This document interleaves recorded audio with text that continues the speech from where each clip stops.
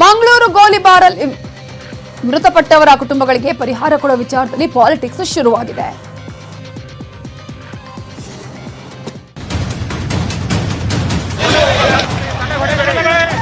ಪ್ರತಿಯೊಂದು ಕುಟುಂಬಕ್ಕೆ 10 ಲಕ್ಷ ರೂಪಾಯಿ ಪರಿಹಾರ ಕೊಡಬೇಕು ಅಂತ ಡಿಸಿಗೆ ಡೈರೆಕ್ಷನ್ಸ್ ಕೊಟ್ಟಿದ್ದಾರೆ. ಅವರ ಮೇಲೆ ಅನೇಕ ಆರೋಪಗಳಿರೋದ್ರಿಂದ ಆ ರೀತಿ ಪರಿಹಾರ ಕೊಡುವಂಥದ್ದು ಸೂಕ್ತ ಅಲ್ಲ. ಮಂಗಳೂರು ಗೋಲಿಬಾರ್ಗೆ ಬಲಿಯಾದವರ ವಿಚಾರದಲ್ಲಿ ಪರಿಹಾರ ಪಾಲಿಟಿಕ್ಸ್ ಶುರುವಾಗಿದೆ. ಇದಕ್ಕೆಲ್ಲ ಕಾರಣ ನಿನ್ನೆ ರಿಲೀಸ್ ಆದ ಗಲಭೆಯ ಸಿಸಿ ಕ್ಯಾಮೆರಾದ ದೃಶ್ಯಗಳು.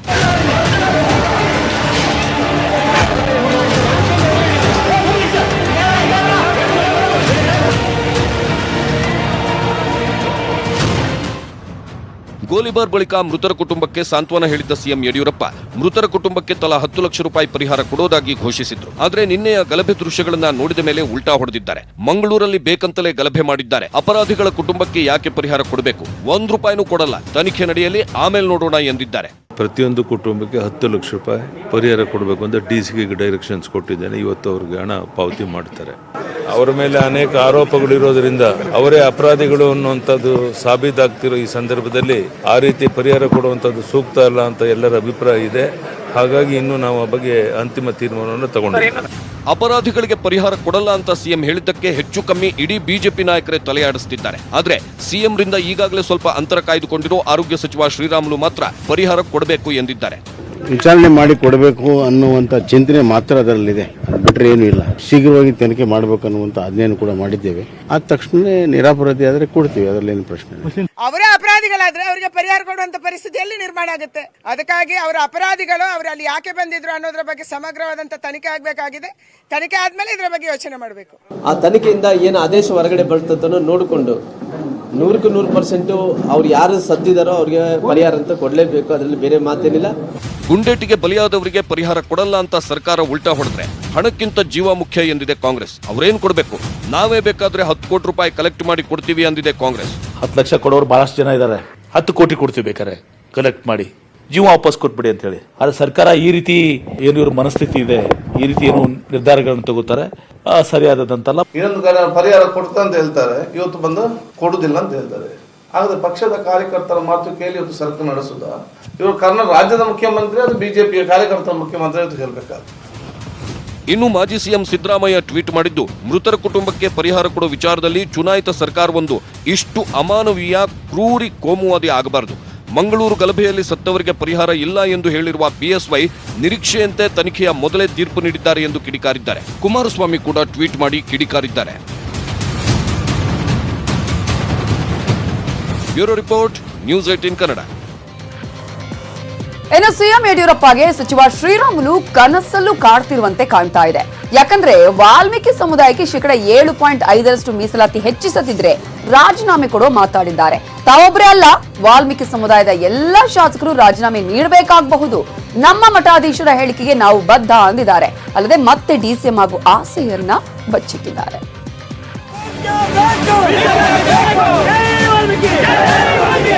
ವಾಲ್ಮೀಕಿ ಸಮಾಜಕ್ಕೆ %7.5 ಮೀಸಲಾತಿ ನೀಡಲೇಬೇಕೆಂಬ ಕೂಗು ಜೋರಾಗಿದೆ. ಇದೇ ಧ್ವನಿ ಎತ್ತಿ ಕಳೆದ ಜೂನ್ನಲ್ಲಿ ಇಡೀ ವಾಲ್ಮೀಕಿ ಸಮುದಾಯವೇ ಬೀದಿಗಿಳಿದಿತ್ತು. ರಾಜನಹಳ್ಳಿಯ ವಾಲ್ಮೀಕಿ ಪೀಠಾಧ್ಯಕ್ಷ ಪ್ರಸನ್ನಾನಂದಪುರಿ ಸ್ವಾಮೀಜಿ ನೇತೃತ್ವದಲ್ಲಿ ರಾಜನಹಳ್ಳಿ ಪೀಠದಿಂದ ಬೆಂಗಳೂರುವರೆಗೆ ಬೃಹತ್ ಪಾದಯಾತ್ರೆ ನಡೆದಿತ್ತು. ದಾವಣಗೆರೆ, ಚಿತ್ರದುರ್ಗ, ರಾಯಚೂರು ಸೇರಿದಂತೆ ರಾಜ್ಯದ ವಾಲ್ಮೀಕಿ ಸಮುದಾಯ ವಿಧಾನಸೌಧ ಚಲೋ ನಡೆಸಿತ್ತು. ರಾಜಧಾನಿಯಲ್ಲಿ ಸಮುದಾಯದ ಶಾಸಕರೆಲ್ಲ ಶಕ್ತಿ ಪ್ರದರ್ಶನ ಮಾಡಿದ್ರು.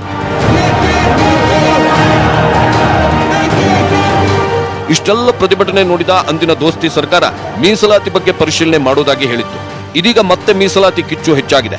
ಪ್ರಸನ್ನಾನಂದ ಶ್ರೀಗಳ ಬೆನ್ನಲ್ಲೇ ಶಾಸಕ ರಾಜುಗೌಡ ಹಾಗೂ ಸಚಿವ ಶ್ರೀರಾಮುಲು ಕೂಡ ಮೀಸಲಾತಿ ಹೆಚ್ಚಿಸಲೇಬೇಕೆಂದು ಒತ್ತಡ ಹೇರಿದ್ದಾರೆ. ಮೀಸಲಾತಿ ಹೆಚ್ಚಿಸದಿದ್ರೆ ಸಮುದಾಯದ ಎಲ್ಲ ಶಾಸಕರು ರಾಜೀನಾಮೆ ನೀಡಬೇಕೆಂಬ ಶ್ರೀಗಳ ಹೇಳಿಕೆಗೆ ಬದ್ಧ ಎಂದಿದ್ದಾರೆ. ನಮಗೆ ಒಂದು ಸ್ಪಷ್ಟವಾದ ನಿರ್ದೇಶನ ಇಲ್ಲದೆ ಹೋದ್ರೆ ನಮ್ಮ ಹೋರಾಟ ಕೈ ಬಿಡಂಗಿಲ್ಲ. ಈಗಾಗಲೇ ನಾವು ಹೇಳಿದೀವಿ, ನಮ್ಮ ಎಲ್ಲ ಶಾಸಕರು ಹೇಳಿದ್ದಾರೆ ಸಾಮೂಹಿಕ ರಾಜೀನಾಮೆ ಕೊಡ್ತೀವಿ ಅಂತ ಹೇಳಿದ್ದಾರೆ. ನಮಗೆ ಯಡಿಯೂರಪ್ಪ ಸಾಹೇಬ್ ಮೇಲೆ ಸಂಪೂರ್ಣ ನಂಬಿಕೆ ಇದೆ. ಈಗ ಅವ್ರು ನಮ್ಮನ್ನ ಅಲಕ್ಷ್ಯ ಮಾಡಿದಂದ್ರೆ ಏನು ಮಾಡದ? ನಮ್ಮ ವಾಲ್ಮೀಕಿ ಗುರುಗಳು ಏನು ಆದೇಶ ಮಾಡ್ತಾರೆ ಆ ಮಾತಿಗೆ ನಾನು ರಾಜುಗೌಡ ಮಾತ್ರ ಬದ್ಧ. ಅದು ಮುಖ್ಯಮಂತ್ರಿಗಳ ಹತ್ರ ಚರ್ಚೆ ಮಾಡಿ ನಮ್ಮ ಜನಸಂಖ್ಯೆ ಆಧಾರದ ಮೇಲೆ ಏನು 7% ಮೀಸಲಾತಿ ಬೇಕೋ ಆ ಮೀಸಲಾತಿ ಕೊಡಿಸಂತ ಕೆಲಸ ನಾವು ಮಾಡ್ತೀವಿ. ಶ್ರೀಗಳು ಹೇಳಿದಂತ ಮಾತು ಯಾವುದೇ ವಿಚಾರ ಆಗಿರ್ಬೋದು ಅವೆಲ್ಲ ಭದ್ರ ಆಗಿರ್ತವೆ. ಇನ್ನು ವಾಲ್ಮೀಕಿ ನಾಯಕ ಶ್ರೀರಾಮುಲುಗೆ ಡಿಸಿಎಂ ಪಟ್ಟ ಕೊಡಬೇಕೆಂಬ ಕೂಗು ಹೆಚ್ಚಾಗಿದೆ. ಆದ್ರೆ ಸಿಎಂ ಒಪ್ಪದ ಕಾರಣ ಶ್ರೀರಾಮುಲು ಅಂತರ ಕಾಯ್ದುಕೊಂಡಿದ್ದಾರೆ.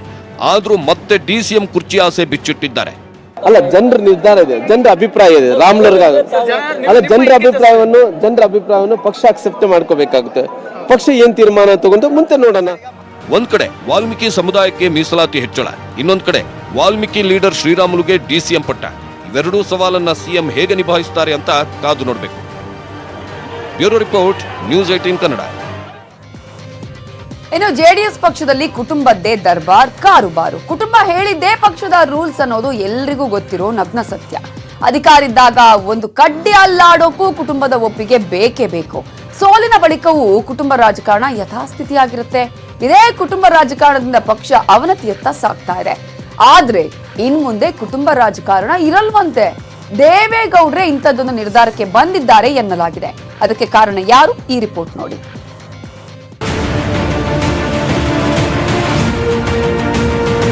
ಅಪ್ಪ ಪ್ರಧಾನಮಂತ್ರಿ ಆಗಿದ್ರು, ಮಗ ಮುಖ್ಯಮಂತ್ರಿ ಆಗಿದ್ರು, ಮತ್ತೊಬ್ಬ ಮಗ ಮಿನಿಸ್ಟರ್ ಜೊತೆ ಸೂಪರ್ ಸಿಎಂ ಆಗಿದ್ರು, ಸೊಸೆ ಶಾಸಕಿ, ಇನ್ನೊಬ್ಬ ಸೊಸೆ ಜಿಲ್ಲಾ ಪಂಚಾಯಿತಿ ಸದಸ್ಯೆ, ಮೊಮ್ಮಗ ಸಂಸದ, ಮತ್ತೊಬ್ಬ ಮೊಮ್ಮಗನನ್ನು ಸಂಸದನನ್ನಾಗಿ ಮಾಡುವ ಯತ್ನ ಮಾತ್ರ ಕೈಗೂಡಲಿಲ್ಲ. ಇನ್ನು ಅಳಿಯನ ಸಹೋದರ ಶಾಸಕ, ಬೀಗರೂ ಸಚಿವರಾಗಿದ್ರು. ಇದಿಷ್ಟು ಗೌಡ್ರ ಕುಟುಂಬದ ರಾಜಕೀಯ ವಂಶವೃಕ್ಷ. ದೇವೇಗೌಡರ ಕುಟುಂಬದ ಬಹುತೇಕರ ಕೈಯಲ್ಲಿ ಅಧಿಕಾರ, ಸ್ಥಾನಮಾನ ಸದಾ ಇದ್ದೇ ಇರುತ್ತೆ. ಪ್ರತಿ ಚುನಾವಣೆಯಲ್ಲಿ ಎಷ್ಟೇ ಪೆಟ್ಟು ಬಿದ್ರು ಒಂದೆರಡು ದಿನ ದೇವೇಗೌಡರು ಕುಟುಂಬ ರಾಜಕಾರಣ ಸಾಕಪ್ಪ ಸಾಕು ಅಂತಾರೆ. ಆದ್ರೆ ಮತ್ತದೇ ಕುಟುಂಬ ರಾಜಕಾರಣ ಮೆಲ್ಲಗೆ ಶುರುವಾಗುತ್ತೆ. ಹೀಗಾಗಿಯೇ ಜೆಡಿಎಸ್ನಲ್ಲಿದ್ದ ಸಿದ್ದರಾಮಯ್ಯ, ವಿ ಸೋಮಣ್ಣ, ಬಚ್ಚೇಗೌಡ, ಜಮೀರ್ ಅಹಮದ್ ಬೇರೆ ಪಕ್ಷಗಳಿಗೆ ಹೋಗಿ ಶೈನ್ ಆದ್ರು. ಇದೀಗ ಪಕ್ಷದಲ್ಲಿರುವವರು ಕೂಡ ಕುಟುಂಬ ರಾಜಕಾರಣಕ್ಕೆ ಬೇಸತ್ತಿದ್ದಾರೆ. ಅದರ ಎಫೆಕ್ಟೇ ಆಪರೇಷನ್ ಕಮಲ. ಹೋದವರು ಹೋದ್ರು, ಇರೋರಾದ್ರೂ ಉಳಿತಾರ ಅಂದ್ರೆ ಅದು ಡೌಟ್ ಅಂತೆ. ಸಾರ್ವತ್ರಿಕ ಚುನಾವಣೆ ವೇಳೆ ಇಡೀ ಜೆಡಿಎಸ್ ಖಾಲಿಯಾಗುತ್ತೆ ಎನ್ನಲಾಗಿದೆ. ದೇವೇಗೌಡ, ಕುಮಾರಸ್ವಾಮಿ ಬೇಡಿಕೊಂಡ್ರು ಪಕ್ಷದಲ್ಲಿ ಉಳಿಯೋಕೆ ಯಾರೂ ಮನಸ್ಸು ಮಾಡ್ತಿಲ್ವಂತೆ. ಇದಕ್ಕೆ ಕಾರಣ ಗೌಡರ ಕುಟುಂಬ ರಾಜಕಾರಣವಂತೆ. ಹೀಗಾಗಿ ಕುಟುಂಬ ರಾಜಕಾರಣದ ಇಮೇಜ್ನಿಂದ ಹೊರಬರಲು ವೈಎಸ್ವಿ ದತ್ತ ದೇವೇಗೌಡರಿಗೆ ಸಲಹೆ ಕೊಟ್ಟಿದ್ದಾರಂತೆ. ಮುಂದಿನ ಚುನಾವಣೆಯಲ್ಲಿ ನಮ್ಮ ಕುಟುಂಬದ ಯಾರೊಬ್ಬರೂ ಸಿಎಂ ಅಭ್ಯರ್ಥಿ ಆಗಲ್ಲ, ಪಕ್ಷದ ನಿಷ್ಠಾವಂತ ಕಾರ್ಯಕರ್ತರಿಗೆ ಸಿಎಂ ಸ್ಥಾನ ನೀಡಲಾಗುತ್ತೆ ಅಂತ ಘೋಷಿಸಿಬಿಡಿ, ಯಾರು ಪಕ್ಷ ಬಿಟ್ಟು ಹೋಗಲ್ಲ, ಪಕ್ಷ ಉಳಿಯುತ್ತೆ ಎಂದು ದತ್ತ ದೇವೇಗೌಡರಿಗೆ ಸಲಹೆ ನೀಡಿದ್ದಾರಂತೆ. ಇದಕ್ಕೆ ದೇವೇಗೌಡರು ಹಾಗೂ ಕುಮಾರಸ್ವಾಮಿ ಕೂಡ ಒಪ್ಪಿದ್ದಾರಂತೆ. ಕಷ್ಟಪಟ್ಟು ಈ ಪ್ರಾದೇಶಿಕ ಪಕ್ಷನ ದೇವೇಗೌಡರು ಉಳಿಸ್ಕೊಂಡು ಬಂದಿದ್ದರೂ ಕೂಡ ಇತ್ತೀಚಿನ ದಿನಗಳಲ್ಲಿ ಈ ಪಕ್ಷಕ್ಕೆ ಸ್ವಲ್ಪ ಹಿನ್ನಡೆ ಆಗ್ತಿರೋದು ಕಾರಣ ಅತಿಯಾದ ಒಂದು ಕುಟುಂಬ ರಾಜಕಾರಣ ಮಾಡಿದ್ರು ಅನ್ನುವಂಥ ಅತಿಯಾದ ಆರೋಪ ಕೇಳಿ ಬರ್ತಾ ಇದೆ. ಮೊನ್ನೆ ನಾನು ಕೂಡ ನಮ್ಮ ಪಕ್ಷದ ವರಿಷ್ಠರಾಗಿರೋ ದೇವೇಗೌಡರಿಗೆ, ಕುಮಾರಸ್ವಾಮಿ ಅವರಿಗೆ ಹೇಳಿದಾಗ ಅವರು ಕೂಡ ಬಹಳ ಒಂದು ಪ್ರಾಂಜಲ ಮನಸ್ಸಿನಿಂದ ಹೌದು ಇದು ಒಳ್ಳೆಯ ಸಜೆಷನ್ನು ಅಂದರು. ನಾವು ಈ ಪಕ್ಷ ಕಟ್ಟೋಣ, ಪ್ರಾದೇಶಿಕ ಪಕ್ಷ ಉಳಿಸ್ಕೊಳ್ಳೋಣ. ಇನ್ನು ಮುಂದೆ ಈ ಪಕ್ಷ ಅಧಿಕಾರಕ್ಕೆ ಬಂದರೆ ನಮ್ಮ ಕುಟುಂಬದವರು ಯಾರೂ ಕೂಡ ಅಧಿಕಾರದಲ್ಲಿ ಇರುವುದಿಲ್ಲ. ನಾವು ನಮ್ಮ ಪಕ್ಷ ಕಟ್ಟಿದ ಕಾರ್ಯಕರ್ತರನ್ನು ಮುಂಚೂಣಿ ಒಳಗಡೆ ಅಟ್ಟದ ಮೇಲೆ ಕೂರಿಸಿ ನಾವು ಗೌರವ ಕೊಡ್ತೀವಿ. ಪಕ್ಷ ಉಳಿಸೋಕೆ ಕುಟುಂಬ ರಾಜಕಾರಣದಿಂದ ಹೊರಬರುವುದಾಗಿ ದೇವೇಗೌಡರು ನಿರ್ಧಾರ ಮಾಡಿದ್ದಾರಂತೆ. ಆದ್ರೆ ಚುನಾವಣೆ ಹೊತ್ತಲ್ಲಿ ಮತ್ತೆ ಏನಾಗುತ್ತೋ ಏನೋ. Sanjay, political bureau, news 18 Kannada. ಮಾಜಿ ಸಿಎಂ ಎಸ್.ಎಂ. ಕೃಷ್ಣ ಜೀವನ ಚರಿತ್ರೆ ಸ್ಮೃತಿ ವಾಹಿನಿಯಲ್ಲಿ ರಾಜ್ಯ ರಾಜಕೀಯ ಕುರಿತಂತೆ ಅಚ್ಚರಿಯ ಸುದ್ದಿಯೊಂದು ಬಯಲಾಗಿದೆ. 80ರ ದಶಕದಲ್ಲಿ ಎಚ್.ಡಿ. ದೇವೇಗೌಡರು ಕಾಂಗ್ರೆಸ್ ಸೇರುವ ಬಯಕೆ ವ್ಯಕ್ತಪಡಿಸಿದ್ರು ಅಂತ ಎಸ್.ಎಂ. ಕೃಷ್ಣ ಹೇಳಿದ್ದಾರೆ. ಜೆಡಿಎಸ್ ಪಕ್ಷವನ್ನ ಕಟ್ಟಿದ ದೇವೇಗೌಡರೇ ಜೆಡಿಎಸ್ ಪಕ್ಷ ತೊರೆದು ಕಾಂಗ್ರೆಸ್ನತ್ತ ಚಿತ್ತ ಹರಿಸಿದ್ರು ಅಂತ ಈ ಪುಸ್ತಕದಲ್ಲಿ ಬರೆಯಲಾಗಿದೆ. ಒಂದಲ್ಲ ಎರಡೆರಡು ಬಾರಿ ಕಾಂಗ್ರೆಸ್ ಸೇರ್ಪಡೆಗೆ ಗೌಡ್ರು ನಿರ್ಧಾರ ಮಾಡಿದ್ರಂತೆ. ಆಟೋ ರಿಕ್ಷಾದಲ್ಲಿ ನನ್ನ ಮನೆಗೆ ಬಂದಿದ್ದ ಗೌಡ್ರು ವಿರೋಧ ಪಕ್ಷದಲ್ಲಿ ಒಗ್ಗಟ್ಟಿಲ್ಲ, ಒಂದು ನೀತಿ ಇಲ್ಲ, ನಾನು ಕಾಂಗ್ರೆಸ್ ಸೇರುವ ಮನಸ್ಸು ಮಾಡಿದ್ದೇನೆ ಅಂತ ಎಸ್.ಎಂ. ಕೃಷ್ಣ ಅವರ ಬಳಿ ಹೇಳ್ಕೊಂಡಿದ್ದಾರಂತೆ. ಈ ಎಲ್ಲಾ ವಿಷಯವನ್ನ ಸ್ಮೃತಿ ವಾಹಿನಿ ಪುಸ್ತಕದಲ್ಲಿ ವಿವರಿಸಲಾಗಿದೆ.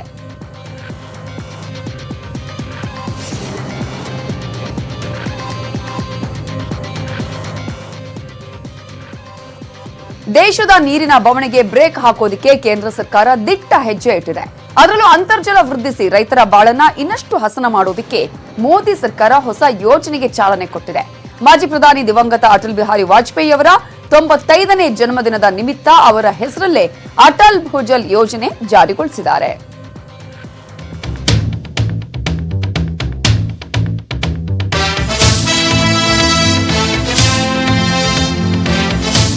ಕಳೆದ ಬೇಸಿಗೆ ನಿಮಗೆ ನೆನಪಿರಬಹುದು. ಬೋರ್ವೆಲ್ಗಳೆಲ್ಲ ಬತ್ತಿ ಕುಡಿಯೋಕೆ ನೀರಿಲ್ಲದೆ ಜನ ಒದ್ದಾಡ್ತಿದ್ರು. ಚೆನ್ನೈ, ಮುಂಬೈನಲ್ಲಂತೂ ರಣಭೀಕರ ಪರಿಸ್ಥಿತಿ. ಚೆನ್ನೈನಲ್ಲಂತೂ ಜನರು ನೀರಿಲ್ಲದೆ ನೆಂಟರ ಮನೆಗಳ ಕಡೆ ಮುಖ ಮಾಡಿದ್ರು. ನೀರಿಲ್ಲದೆ ಹೋಟೆಲ್ಗಳ ಶೌಚಾಲಯವೂ ಬಂದಾಗಿದ್ವು. ಇಷ್ಟೆಲ್ಲ ಪರಿಸ್ಥಿತಿ ನೋಡಿದ ನಿಮ್ಮ ನ್ಯೂಸ್ 18 ನೆಟ್ವರ್ಕ್ ಮಿಷನ್ ಪಾನಿ ಅಭಿಯಾನ ಆರಂಭಿಸಿತು.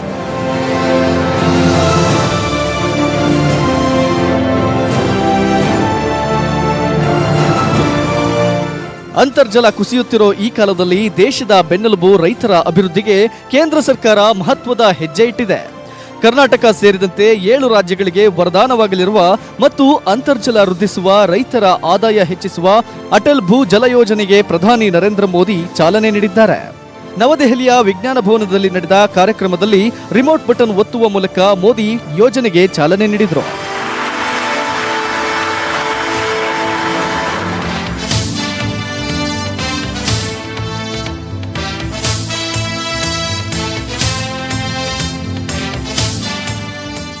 ವಿಶೇಷ ಅಂದ್ರೆ ಇಂದು ಮಾಜಿ ಪ್ರಧಾನಿ ಅಟಲ್ ಬಿಹಾರಿ ವಾಜಪೇಯಿ ಅವರ 95ನೇ ಜನ್ಮದಿನ.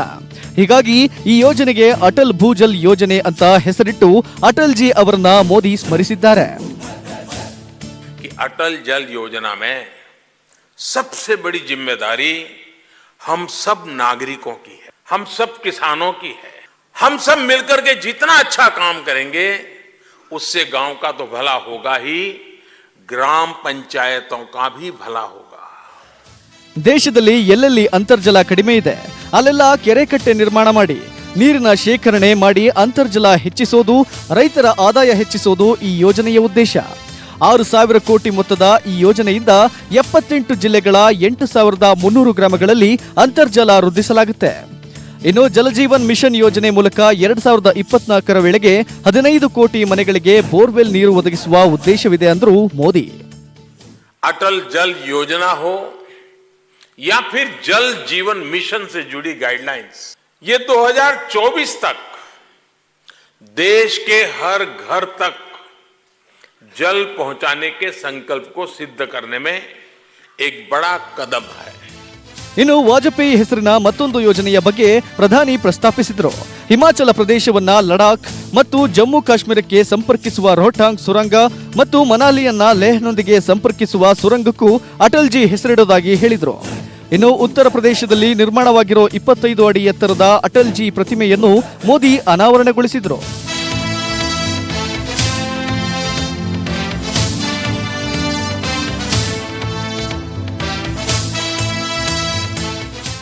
Bureau report, news 18 Kannada. ನಾಳೆ ಅಪರೂಪದಲ್ಲಿ ಅಪರೂಪದ ಕಂಕಣ ಸೂರ್ಯಗ್ರಹಣ ಸಂಭವಿಸಲಿದೆ. ಈ ಸುದ್ದಿ ನೋಡೋಣ ಬ್ರೇಕ್ ಆದ್ಮೇಲೆ. ಕ್ರಿಕೆಟ್ ಆಡುವ ವೇಳೆ ಆಟಗಾರರಿಬ್ಬರು ಪರಸ್ಪರ ಡಿಕ್ಕಿ ಹೊಡ್ಕೊಂಡಿದ್ದಾರೆ. ಕೋಲಾರದ ಸೋಮಯಾಜಲಹಳ್ಳಿ ಎಂಬಲ್ಲಿ ಲೋಕಲ್ ಮ್ಯಾಚ್ ನಡೀತಾ ಇತ್ತು. ಬಾಲ್ ಕ್ಯಾಚ್ ಹಿಡಿಯೋದಕ್ಕೆ ಹೋದಾಗ ಇಬ್ಬರು ಫೀಲ್ಡರ್ಗಳು ಜೋರಾಗಿ ಡಿಕ್ಕಿ ಹೊಡ್ಕೊಂಡ್ರು. ಇಬ್ಬರು ಪ್ರಜ್ಞೆ ತಪ್ಪಿ ಬಿದ್ದಿದ್ರು. ಇಬ್ಬರು ಆಟಗಾರನ ಆಸ್ಪತ್ರೆಗೆ ದಾಖಲಿಸಲಾಯಿತು. ಅನಂತರ ಚಿಕಿತ್ಸೆ ಬಳಿಕ ಇಬ್ಬರು ಸುಧಾರಿಸಿಕೊಂಡಿದ್ದು ಡಿಸ್ಚಾರ್ಜ್ ಮಾಡಲಾಗಿದೆ.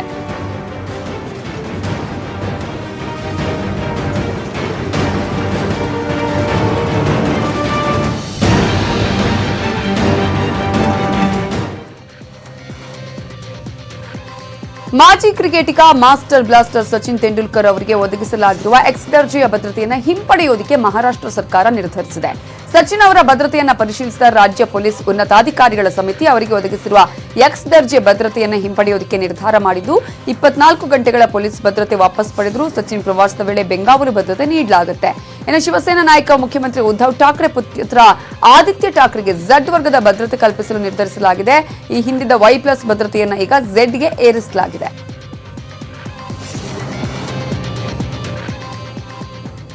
ವಿಶ್ವಾದ್ಯಂತ ಕ್ರಿಸ್ಮಸ್ ಹಬ್ಬ ಜೋರಾಗಿತ್ತು. ವ್ಯಾಟಿಕನ್ ಸಿಟಿಯಲ್ಲಿ ಯೇಸುವಿನ ಸ್ಮರಣೆ ಜೋರಾಗಿತ್ತು. ಕರ್ನಾಟಕದಲ್ಲೂ ಕ್ರಿಸ್ಮಸ್ ಸಡಗರ ಇತ್ತು. ಬೆಂಗಳೂರು, ಮೈಸೂರಲ್ಲಿ ಕ್ರೈಸ್ತ ಬಾಂಧವರು ಪ್ರಾರ್ಥನೆ ಸಲ್ಲಿಸಿ ಸಿಹಿ ಹಂಚಿ ಪರಸ್ಪರ ಶುಭಾಶಯ ವಿನಿಮಯ ಮಾಡಿಕೊಂಡ್ರು. ಎಲ್ಲೆಲ್ಲೂ Christmas tree, Santa Claus, gift box, ಕಮಾನುಗಳಿಂದ ಚರ್ಚ್ಗಳು ಕಂಗೊಳಿಸ್ತಾ ಇವೆ.